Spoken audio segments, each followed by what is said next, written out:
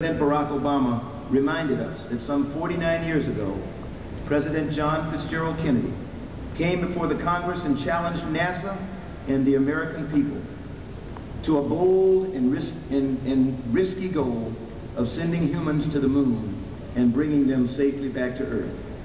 5 years later, the first Saturn V prototype emerged from Florida's Vehicle Assembly Building to start testing the moon rocket that would achieve his goal.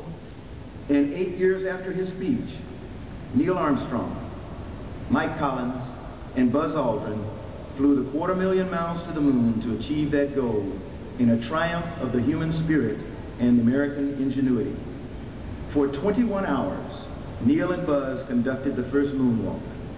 Following their successful return to Earth, 5 more crews walked on the moon and brought back rocks and soils that we continue to study and test today.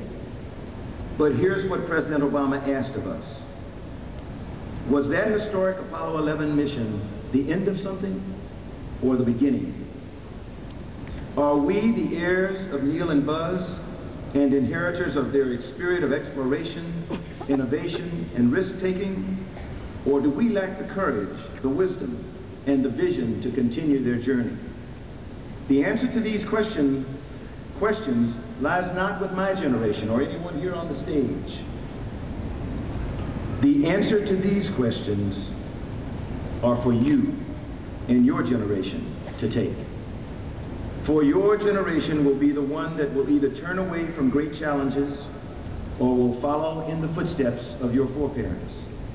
You of the Caltech class of 2010 will either settle for remaining affixed to planet Earth and maybe continue to work in low Earth orbit, or you will choose to venture into deep space, to explore the rocky surface of an asteroid, to visit the mysterious moons of Mars, even land with your robotic co-explorers and probe the iron-rich soils of the red planet.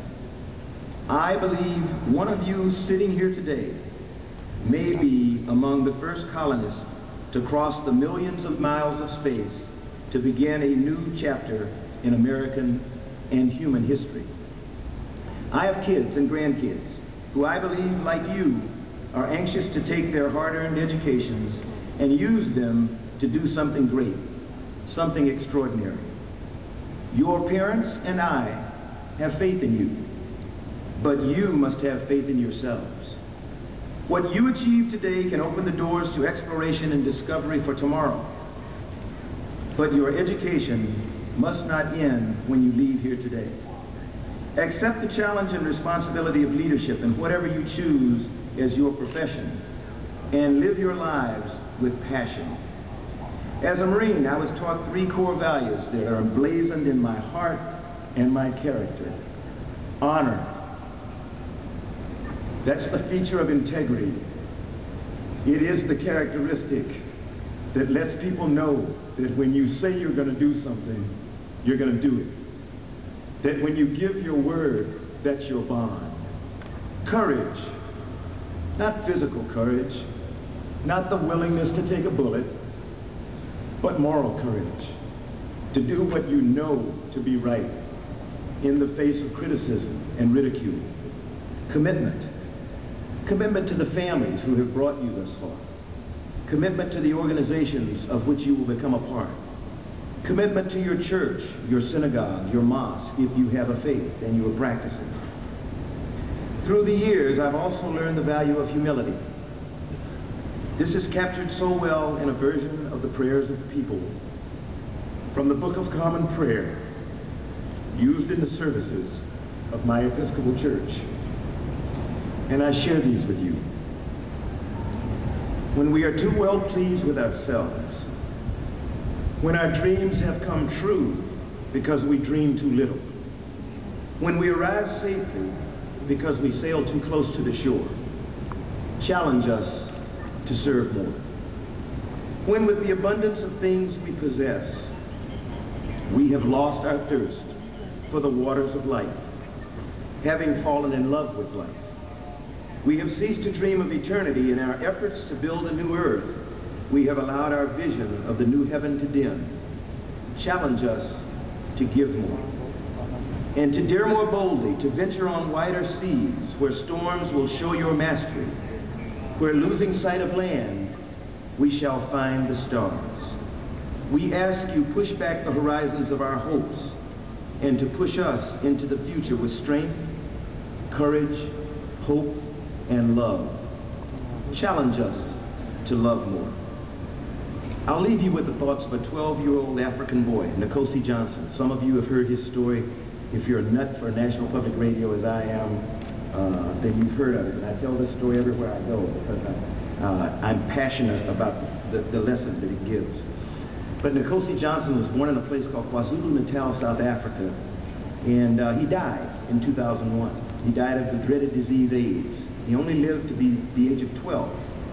His mother died shortly after his birth, but she had given him over to a young lady named Gail Johnson to take care of him. And in his very brief life, he and Gail Johnson traveled around South Africa crusading against AIDS and also crusading for people to make a difference in the lives of others.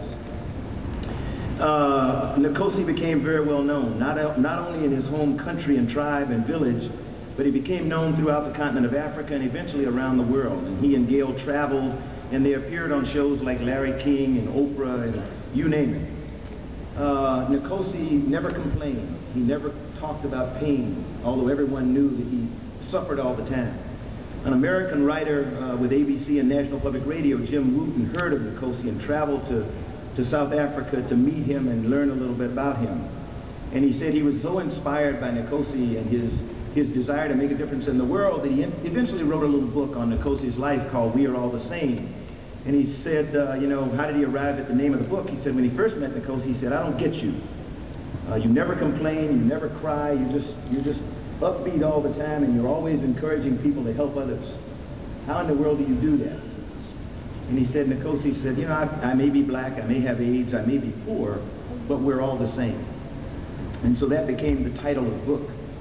But when he heard that Nkosi was probably on his deathbed, he rushed back to South Africa for one last visit to Nkosi, and he said he sat there at his bedside, Nkosi, 12 years old, weighing about 20 pounds, mostly bone, skin with sores, no tears in his eyes, face just drawn, and this beautiful smile with beautiful white teeth protruding from his face. And he said, Nkosi, you know, you're going to die. He said, Nkosi looked at him and he said, yep. He said, you could die, you know, this week. You could die tomorrow. He said, Nkosi looked at him and he said, yep. He said, well, I don't get it. You are obviously in pain. You don't complain. There's sores all over the body. You don't cry. You don't ever ask for help. You're always encouraging others to do things for other people. What's with you? And he said, Nkosi looked up at him and he smiled and he said, you do all you can with what you have in the time that you have in the place that you are. Do all that you can with what you have in the time that you have in the place that you are. Members of the class of 2010, you have been incredibly blessed to have been given the privilege to attend an institution such as Caltech. And you now will call yourselves alums in just a few minutes.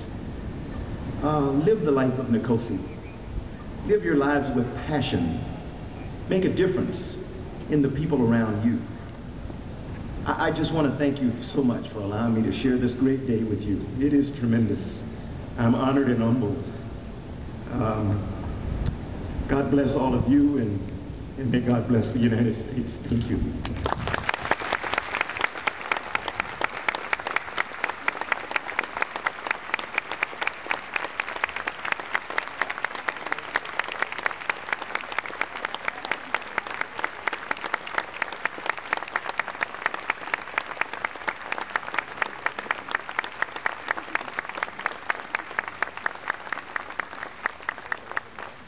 Well, thank you very much, Charlie, for sharing your stories and your challenges with us. I can't think of anything more appropriate for the class. And also, thank you very much for sharing the fun side last night with the class and getting to know all of the undergraduates up front and personally. We really appreciate it. It is now my pleasure to introduce